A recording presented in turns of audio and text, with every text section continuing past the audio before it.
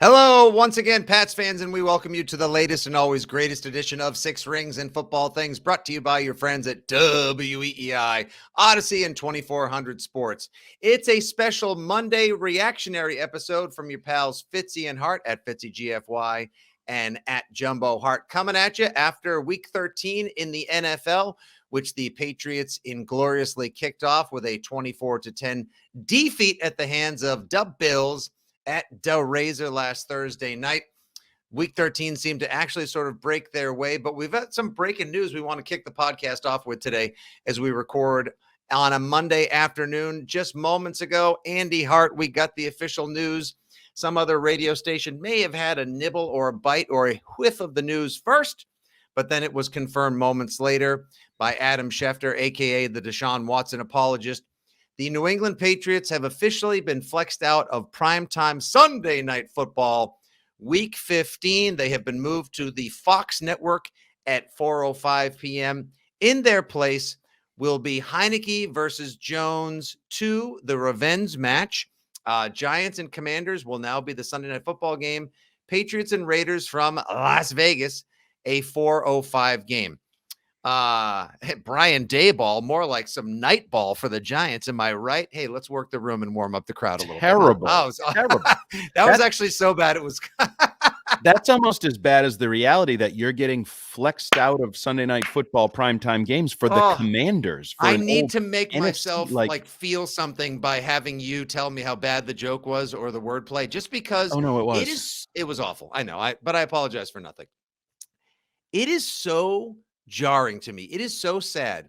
It is such a wake-up call to the state of affairs with the New England Patriots that a matchup like Belichick versus McDaniels Part 2, Pats at Raiders in December, a game we all thought would likely be either for divisions or for wild cards, now is so offensively inept, though the Raiders have gotten their offense turned around the last couple of weeks with 400 yards or more, some good points, big win for them against the Chargers yesterday, that people would have this to me is not about like even Miami Bills would have been a better option, though the Dolphins are on week 14 Sunday Night Football, that people would rather see the Commanders against the Giants as opposed to Patriots Raiders. Woe be the state of affairs in Foxborough and in Vegas. Well, the funny thing is the Raiders are starting to enter the wild card conversation here a little bit after they were sort of left for dead early in the year, and everybody was joking that Josh McDaniels will be our OC by the time they played in December and all that. Hey, how much longer till he's back on the Patriots hat? Yeah, no, he's starting to look pretty good. If he can get his defense going, which has been some of the issues all year long, that may start to trend in the right direction. And we all read the reports that they are too poor to fire him anyway. So they're stuck with each other for the current time. I just think it's funny when you look back on it now in the totality of this 4-game primetime schedule, Thursday night, Monday night, Sunday night. Did the schedule makers, the NFL, the TV people actually believe the Patriots were going to be a really good, palatable late November, early December, mid-December football team that everybody in the NFL would want to watch? Were they hoping? Were they, building off the Mac Jones experience? Because they're not fun to watch. That's the other thing. It'd be one thing if they were losing games, but they were fun to watch. But you and I have talked about it. If you took Marcus Jones off this team, they would have zero entertainment factor. Zero. Because they would have lost to the Jets or maybe won by a field goal, some weird overtime thing. Or if Mike White had started for the Jets, then the Jets likely would have won that game. Jets likely would have won 2 games against you if Mike White had started. So yeah, already here we go. Well, I'll play sports radio. Standing in line at the DMV for 3 hours or watching the Patriots not score against the Bills. 617-7797. Basically. And honestly, that game last Thursday night sucked. Because you can lose games in entertaining fashion. They don't do that. They lose games in unentertaining fashion. And then, so I look at it because the Vikings game, I guess you can say, was entertaining, was competitive. Right. Now, you still lost. So you had non-entertaining win, entertaining loss, non-entertaining loss. You're not exactly trending in the right direction, either in terms of winning games or just in terms of being, a TV draw that people actually want to watch. So it doesn't surprise me. Now, the Raiders are similar. They've been a disappointment. Now maybe they can turn it around late in the year here, and they certainly have more star power. I mean, if you're going to watch one of these two teams lose, I'd probably rather watch Josh Jacobs and Devontae Adams lose than I'd rather watch the Patriots right now, who the most exciting thing about the Patriots, other than Marcus Jones, is Mac Jones losing his cool and blowing his top on the sideline. Like that. The highlight of Patriots losing 24-10 to the Bills in a game that, let's be honest, wasn't that close. No. And I think if the Bills didn't try to go into conservative, protect the lead, lull them to sleep mode in the second half, and that may have just been based around the fact that they knew that they had the Patriots under thumb and quietly secured, that the true highlight of the game was Mac Jones dropping some F-bombs on the sideline. Yep. In a clip that went viral or that night and hyper viral by Friday morning, and Which sort I of like. set the dialogue. We both talked about the fact that we love the fight from Mac Jones, that we like to compete, we like the attitude. I don't mind the language either. It's at least heartening to a degree that someone is so mad that they're willing to say something about it. And he addressed it immediately in the post game. Kendrick Bourne kind of went off script, and I'm sure he's gotten a talking to from Belichick Incorporated since he told Andrew Callahan and the pool of reporters that they were sucked on third down. They need to have a better concept, better execution, better play calling. It's refreshing knowing that they're as unhappy as we are, because they get paid a lot of money. They put in all that work and the product stinks. We spend all this time analyzing, discussing, cheering. You and I aren't paying $350 a ticket plus $80 for parking and tailgating and putting in 14 hours only to sit there, freeze our asses off, and then watch the team score once, luckily, because they put a slot corner / punt returner in at receiver, and he scored the lone touchdown of the night. Yeah, there's nothing. I mean, correct me if I'm wrong. You're Mr. Positive. You're Mr. Rah-Rah Patriots fan. No, I said that with that wasn't a dig, really. That was just sort of an honest assessment. Okay, that's fine. What is trending in the right direction?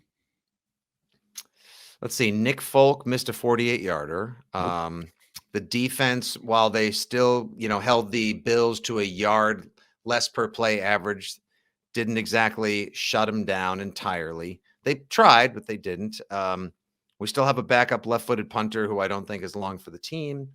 The coach is super frustrated. The coordinators not much. And that's I'm not trying to be like. I literally was just sifting through the Foxborough files. Like, nope.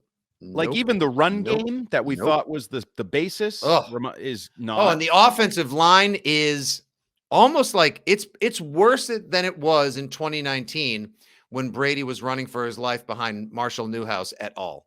Yeah, no. So the one thing I would say is maybe you can get the passing game going again. Bills have a pretty good defense, although they're banged up, and it's kind of a mix match hodgepodge of what they want to be and what they are right now. But maybe all over them Thursday night. They looked like the Jets, like diagnosing every play. That's because they're not good. So let's get into that. Let's trend here. All right. Into the play calling, the scheme. Kendrick Bourne said they need to scheme it up better. Mm-hmm. Listening to, the coordinators spoke on Monday. Excuse me. The coordinators, I need air quotes because none of them are actually coordinators by title, but the senior football advisor and defensive assistants. Yes. Spoke on Monday. And so listening to them, there were various interesting aspects of that I took away. A couple of them I found really notable, actually. First, I'll start with a positive. Loved Steve Belichick's.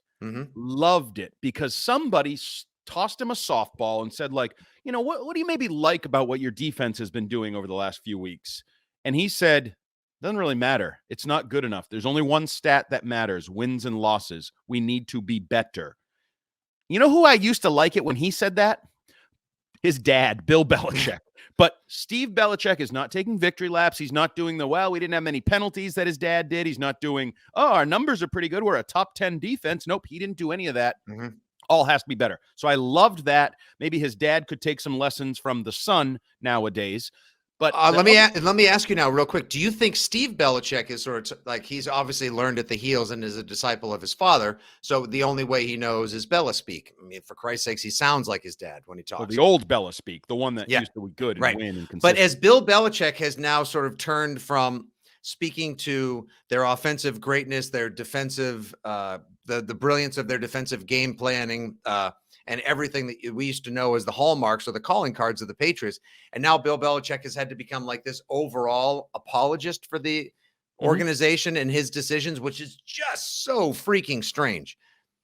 Do you think in large part, like the game plan is, all right, Steve, you say the things I used to say because dad has to go, like dad isn't talking to everyone who works on this floor. I got to go super corporate here.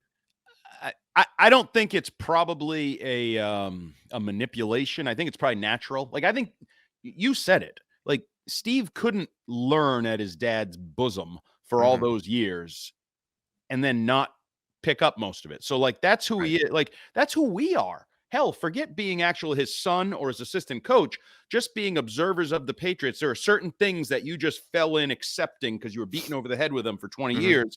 And now Bill has broken from them. Now, maybe he's got a method to his madness. Maybe he's playing chess and we're still thinking about checkers with the whole stats are for losers. Oh, no. Now stats are for us, blah, blah, blah. Like, okay, whatever. I just liked that his son is not going to take that out, especially when it was lobbed up in front of him by a reporter, sort of an opportunity.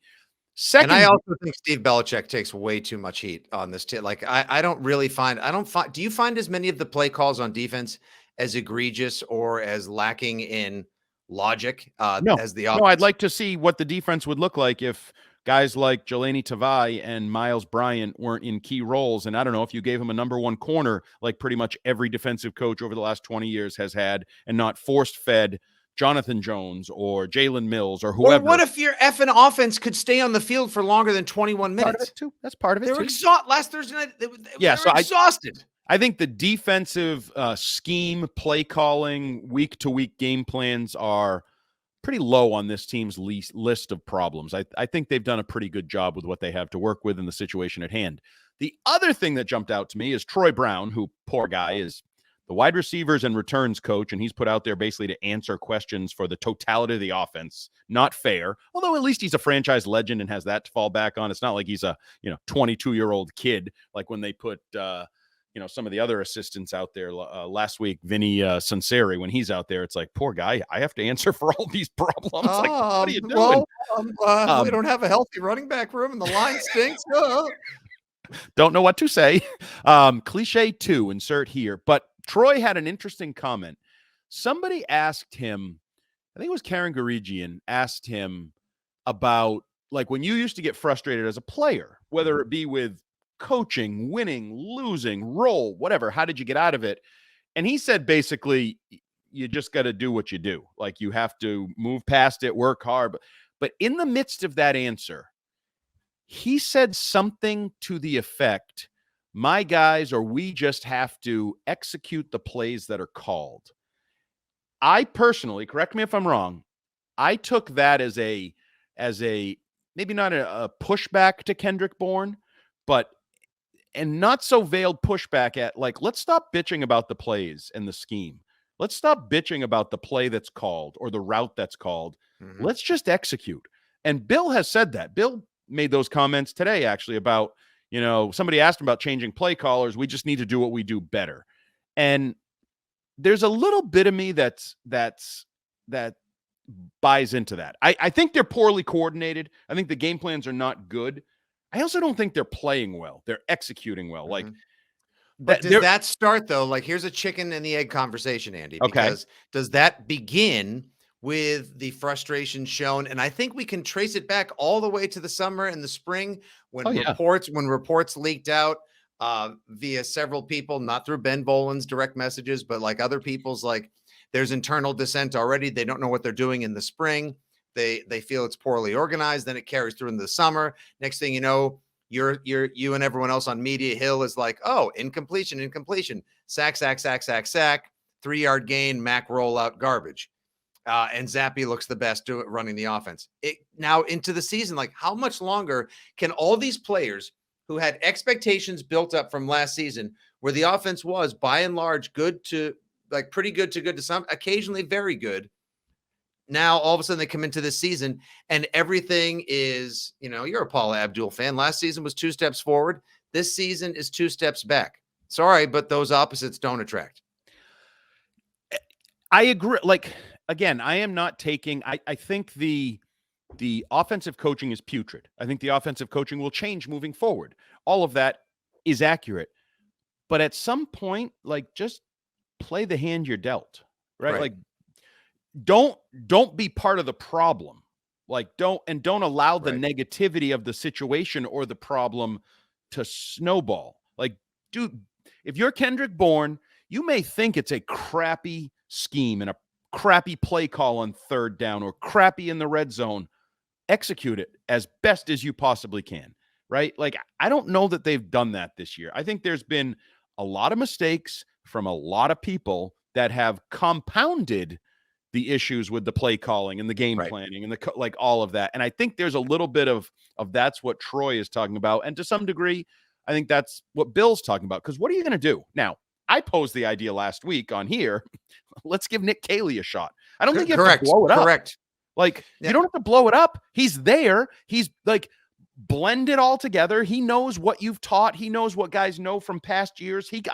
I think he's a smart coach. I think he could find a game plan under his watchful eye that might be different, might be, he thinks, more productive.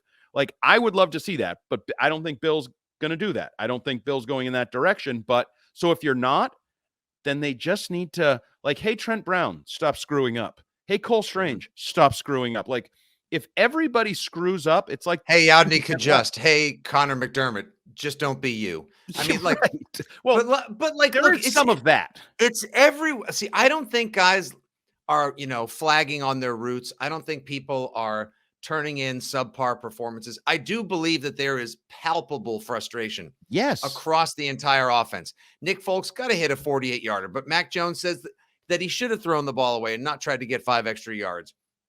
But the kicker is limited. And Mac's frustrated with the quick game and wants to go downfield more, but he can't because the offensive line can't hold up and they can't open holes in the running game and they can't give him more than 2 seconds to throw the effing ball. And now the receivers are running routes, as Orlovsky and a million other people have pointed out, that they're not turning around to give him an opportunity underneath in time to be able to release the ball. And just everything correlated is turning into a big, huge, just blanket of suck right now on the offense. Like, there is not one thing on this offense right now that is functioning at a high or postseason worthy level. Now that we've seen them flexed out, we watched them suck last Thursday night. Now, Buffalo, to their credit, Buffalo is definitely the superior team. Buffalo has been planning for this. Buffalo has been building toward this. They are now back in the driver's seat as the number 1 seed overall in the AFC. I don't think they let go of it. I think Buffalo throttles down and rides this all the way to the week 1 bye on a super wild card weekend. I think they are basically Super Bowl favorites right now again. And maybe Buffalo, Philadelphia is the Super Bowl for all the diehards and filthy fans who would eat a garbage plate or crap off the street that we deserve right now, Andy. I don't know how you fix this offense, but I disagree with Bill Belichick's assessment from, and turning to what you just said a second ago, this morning on the Greg Hill Show on EEI, he says it's too late in the season to be making drastic changes like that, and they just have to stick with who they've got and try to figure this out. Hard disagree. Sorry, here I am. What do you know compared to the greatest coach of all time? We're entitled to say whatever we want. It's a podcast. We're fans. That's why we do this. And I disagree with the coach. Why not? Your offense literally cannot get more anemic or unproductive. Giving Nick Caley a shot, a fresh set of eyes, a fresh perspective, a fresh groupthink at attacking another team. Why not? What do you have to lose? See, I think I agree 100% with you. I would do the Nick Caley thing. I said it already. I'd beat the drum till the end of the year. It's a little bit like we're in a different place. Remember when it was the same type of message with Stidham? Why is Cam Newton still playing? Just give Stidham a shot. Let's find out what Stidham, right? Let's find out what Nick Caley is. Because you're going nowhere right now. I know, and we'll get into this in a minute. You're technically in the playoff picture, and you might even be able to make the playoffs if things fall perfectly your way over the next 5 weeks. But it's not functional. And I would ask the question, if the play caller's name was not Matt Patricia, if he wasn't Bill Belichick's, Budweiser buddy, if he wasn't Bill Belichick's like, oh, we're going on the recruiting trail. Let's do Florida and Alabama and Georgia, and you can carry my jacket in my bag for me, and we'll have fun. Like, if it wasn't Matt Patricia, if it was just somebody else they brought in this year, hell, maybe even if it was Joe Judge, because I don't put Joe Judge in the same category as Matt Patricia in terms of, friend of Bill, buddy o' Bill. Would they make a change? Would they alter something? Would we see Nick Caley? Because they won't announce it, but would we look down and be like, hey, looks like 5 plays in a row, Nick Caley's the one covering his mouth with the play sheet. Looks like would they do that if it wasn't Matt Patricia? Does Bill have a Matt Patricia blind spot? I agree. I believe he does indeed. And I don't think Nick Caley, to speak to Kendrick Bourne's frustrations, would be calling in the red zone when they have a chance to try to undo one of their greatest weaknesses this season, a double reverse to Kendrick Bourne that has him 8 yards in the backfield in pursuit against a defense that's doing everything it can to blow through a patchwork offensive line. You know what? Did you know they're now tied? People were laughing at the Broncos all year in the red zone and the offense and the Russell Wilson. The Patriots and Broncos are now tied for 31st in red zone offense. You're as bad as the Broncos. Well, the Pats scored 1 effing point more than them last week. I mean, the final Sunday was Orioles 10, Rockies 9, and Buffalo beat the Pats 24-10. So they actually scored more because they kicked 3 field goals at least. Yeah, but that's my point. Like everybody's the Broncos offense is a laughing stock. They're going to get rid of the coach. They're going to get rid of the quarterback. Oh my God, what have we done? And you're the same. You're the same as them. And yet your coach isn't willing to make what seems like a pretty obvious and simple change. Other than Matt Patricia, where would the pushback be? Where would the negative be? What would the problem be? And I would even argue maybe Matt Patricia, because did you see him on the sideline? Looking to the skies. Yeah, he rolled his eyes heavenward as well. Right. So everyone's frustrated. So I think he'd probably be happier if he kind of was taken out of the role, taken out of the spotlight. He knows he's failing. You got to pull the plug at some point. Now, I said all along he probably should have said no to the job, knowing he wasn't qualified, prepared, or capable of doing it. Now that we've learned that he indeed is not qualified, prepared, or capable of doing it, I think he might even be like, yeah, Nick, you want this? Here's the headset. Here's the play sheet. Woo! I am good. I have I know guys that are Detroit Lions fans. I have them in text threads and on my timeline saying like, you expected differently, told you so. Like but this has nothing to do with them because they all just think wherever he goes, he's poisonous, that he's just like irradiated land, that he's not going to succeed anywhere. I think he did a pretty good job as a defensive coach here. I do. And I know it ended poorly, like the Super Bowl, the whole thing, but there was a lot to that in a lot of ways. Under preparing for the Eagles had nothing to do, or rather believing that there was no way that Big Kick BD Nick was that Nick Foles was going to be able to put on the performance that he did against the Patriots in Super Bowl 52. That stemmed from the top down. That wasn't just a Matt Patricia issue. So I don't There's some piling on with Matt Patricia that I don't care for, but to me, it's not piling on to say he shouldn't be an offensive play caller. He shouldn't be an offensive coach. If you have an ability to change that now with 5 games to go, that's kind of a lot, right? 5 games. That's like it's a third of basically almost a third of the season. It's salvageable. Like what? Because you have winnable games here. We all believe Arizona and Vegas are winnable games. Vegas's defense not good. They can score points. Okay. So you know what? If Nick Caley can get something going, I also think going on the road for this little road trip with Nick Caley taking the change, like maybe that'd be a good situation. Like it's just us. It's a smaller spotlight. We're out of New England. I don't know why you wouldn't. I don't think Bill will, because I think he's a stubborn SOB and all of that. But I don't know. I think you make changes that might save your season. Isn't that what he does? Like put people in position to succeed, change put you in the best position to succeed and maximize your talents. Okay, well, your whole team could be going down the crapper because your offense stinks. Your offensive scheme stinks. Your play calling stinks. If you have a ripcord and a parachute to try to save it, isn't that his job to do that? Like, why wouldn't he? Why not break glass in case of emergency and try out the other guy? Look, and let Matt just coach the offensive line. I'm not sure he's qualified to do that, but at least just give him that. Why not, too? Because the offensive line, last I checked, was awful. Now, I understand injury had a ton to do with it, but still. Are injuries making Trent Brown was sick. I should probably he was sick. I mean, there were some plays where he wasn't like leaning on his legs to like get a better block because he knew he was in pass pro. Like he was doing that to catch a breath. Like you and I were talking about it when we were watching the fourth quarter. We were yelling for people to get out of like pull Ramondre, pull Mac with 5 minutes left. Oh, You're yeah. almost going to get him killed. I didn't understand that. The one thing you have on offense that's been consistent and good, you're just out there letting him get the absolute snot kicked out of him. But in a you game can't that put was in long Zappy because if Zappy throws a touchdown, then the stadium goes like, see, I told you so, Zappy. I ask you, all right, quick question, quick point, and then we'll get to the last thing about the Patriots still having a playoff life after Week 13 Sunday. After all this negativity, we'll end on a high. And it's unbelievable. We'll try to end on a new hope. Every single time Andy and I are basically Luke and Leia standing at the window watching the Millennium Falcon fly away, like find Han / find a wild card berth. I had someone in my timeline last week mention like you guys keep like skating over or glossing over, skating past or glossing over the most obvious loss for the Patriots.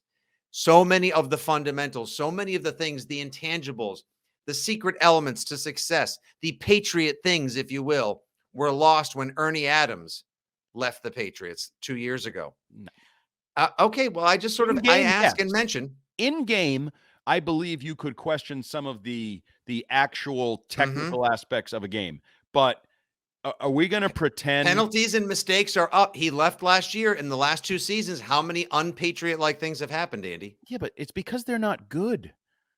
Okay. I'll say it again. There were mistakes over the years that got band-aided by Tom Brady, covered up, right? Flex seal. Yeah. Brady, Gronk. Exactly. Edelman. Yeah. Just like there's mistakes in, for example, the Bengals.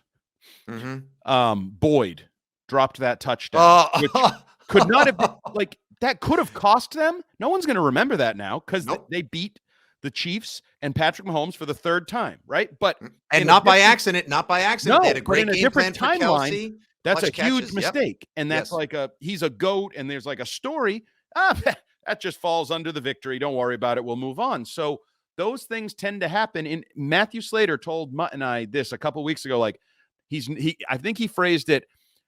I'm not like Al Davis, like just win, baby. But there's reality to if you just win, everything else kind of falls in place. Like, oh, everybody likes each other a little bit more. They get along better. Like we forget about mistakes. But this team right now isn't good enough to overcome those. And then those become the discussion point. But to answer that idea, I do think he is missed during the games in terms of replays. In like the couple weeks ago, the blocked punt running into the punter, like he couldn't find the challenge flag in his sock. It was in his left. It was in his right. He couldn't find, like, I think some of that is Ernie's probably the guy. It's in your left sock, Bill. Left sock. It's always been in your left sock. What are you, a moron? Why do I not get more respect around here? And the little things, and I know you spoke about this a ton last year, and then Lou and Christian ran with it as well, but I think you were the first voice on EEI to talk about the talent drain on the sidelines. It gets glossed over. It gets forgotten. I think more time needs to be spent. Forget about like the talent drain on the field, because replacing the Edelmans and the Welkers and the Gronkowskis and the Bradys are damn near impossible. And they haven't really done a great job of that as well. Nope. But you don't replace an Ernie Adams, who is like the secret algorithm to the Patriots' success. You just can't, like Josh McDaniels. Like I mean, even though they have a losing record, but they're trending upward right now. Every time I look at a picture of McDaniels, the first thing I think of is him just going, miss me now? Huh? You guys appreciate me now? Huh? Yeah, you going to bitch about me calling a 3rd and 2 to Bolden again, huh? Don't forget Scar and Ivan Fears and just there's Scar.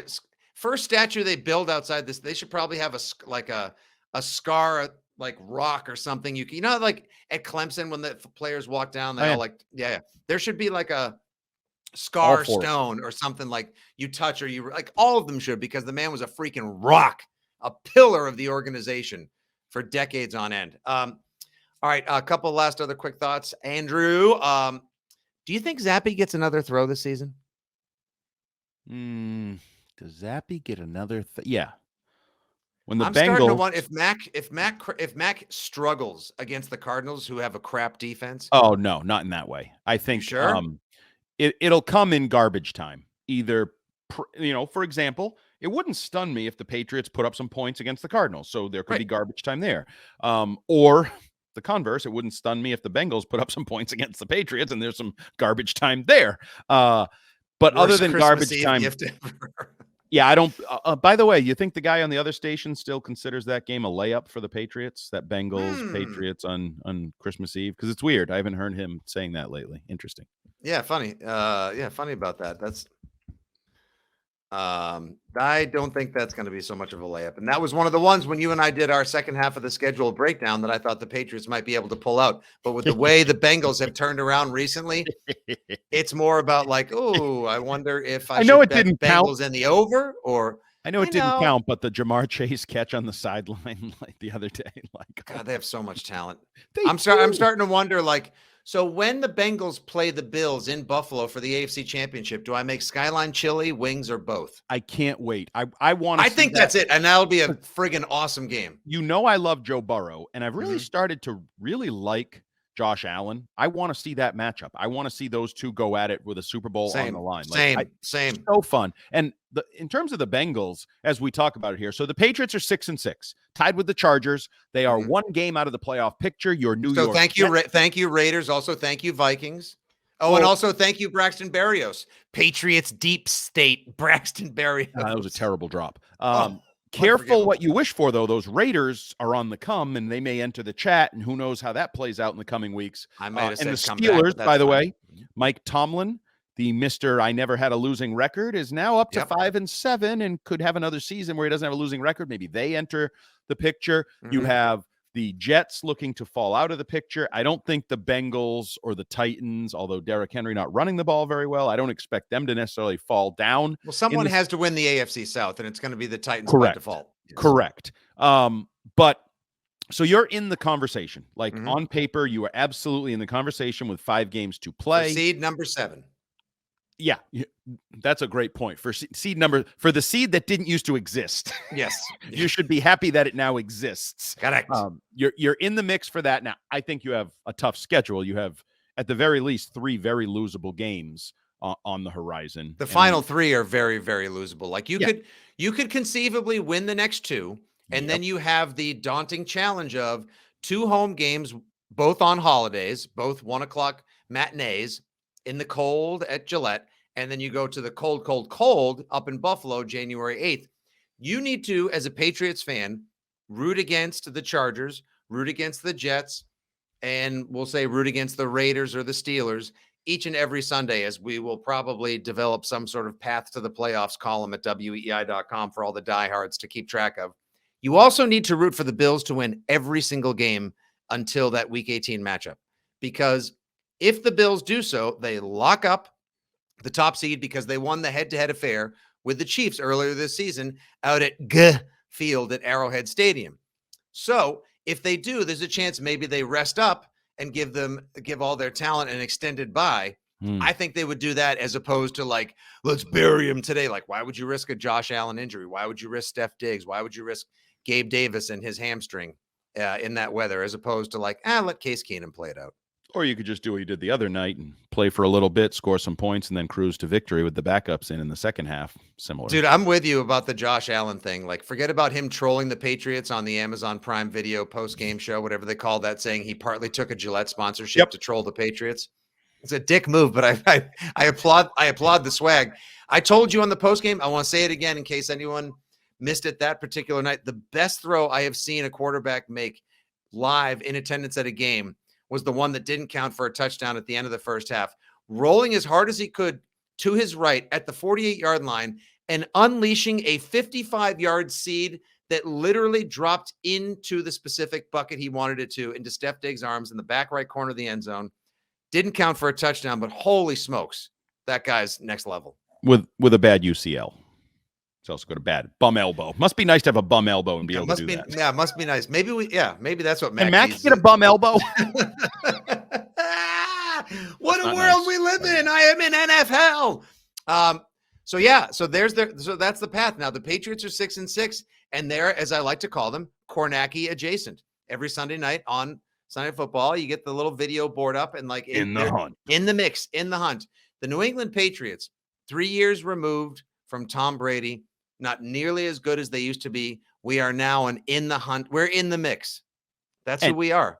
But in all honesty, you need to be, and you should be happy with that. Like, there's an alternative. It's called not being in the mix. It's called, we've already reached that point in the year where next to the Texans in the standings, it has that little E, and then you look down. What does E mean next to it? Oh, has been eliminated from the postseason. Like, you could be one of those teams, and you're not. So I got a lot of draft, but is it going to be more fun 2 years from now to be a Texans fan because they have like 19 first-round drafts? No. You're trying to tell me that you think it's better to be a Texans fan? No chance.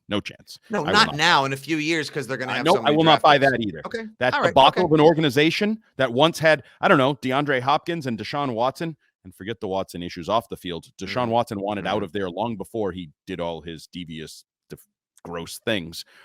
They ruined what should have been an organization that was going in a very productive direction. True, but we also thought we had answered, or at least started to give answer to the Mac Jones is the QB of the future issue after he balled out against the Vikings. Mike White turned out to have a pretty nice game against the Vikings as well. So Mac Jones equals Mike White by transitive property at quarterback.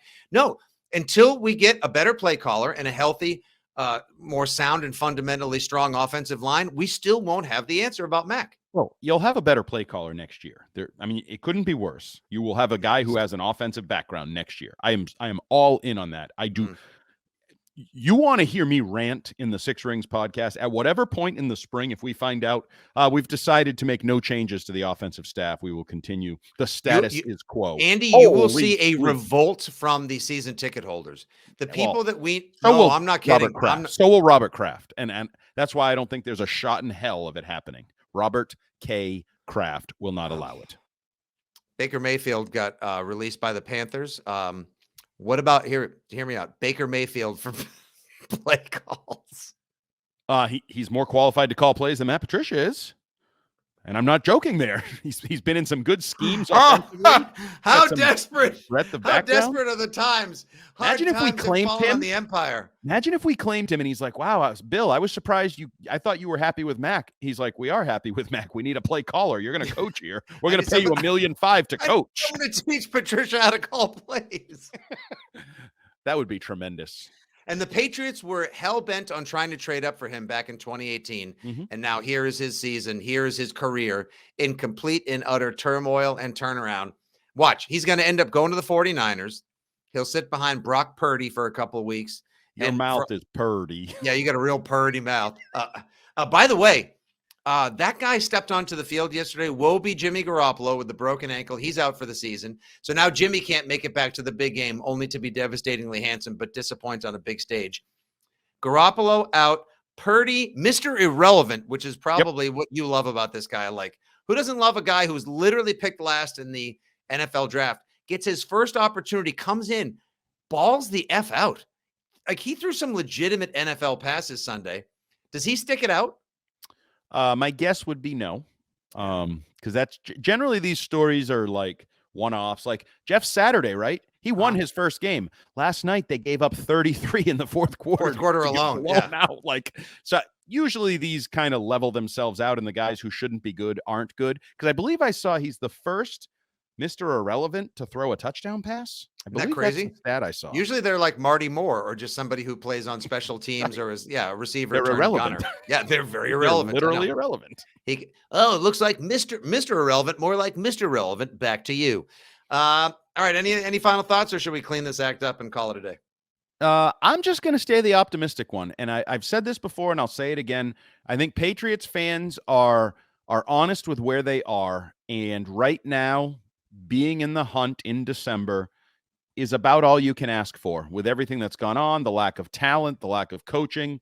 You should be somewhat appreciative this holiday season that you are in the hunt and still have a path to the playoffs. Now, the path could be bumpy, and I think the path could blow up in the coming weeks. But for the here and now, you're still in it. So enjoy that. So we should take what we can get, considering the way the Patriots have played of recent day, weekend game, the fact that they are still Kornacki adjacent, in the hunt, in the mix. They could clean it up. Maybe we'll even get a signature win or two against winning teams along the way. Who knows? There have been greater Christmas miracles.